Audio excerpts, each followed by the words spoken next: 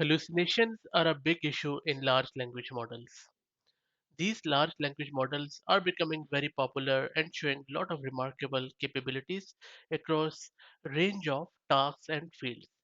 But the problem which we are seeing more and more around their propensity to exhibit hallucination is very concerning.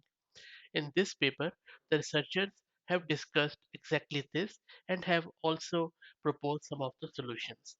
They have also surveyed around recent efforts on the detection, explanation, and mitigation of hallucinations with an emphasis on the unique challenges posed by LLMs.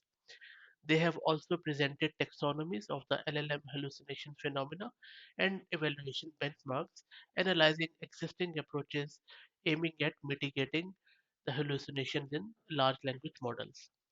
The good thing is that they have also discussed potential directions for future research.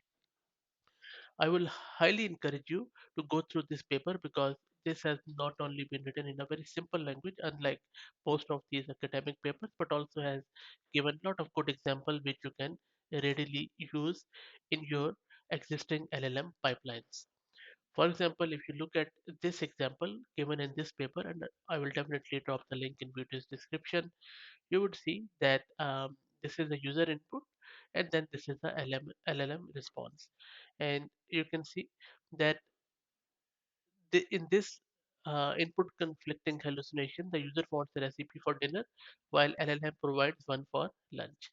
So this is a very innocuous, harmless sort of hallucinations, but you can imagine what could be done when it comes to financial fraud or election tampering and things like that. I hope that you enjoyed it. If you have any comments or if you already have encountered any hallucinations, please share your experience in the comments. And if you like the content, please consider subscribing to the channel. Thank you.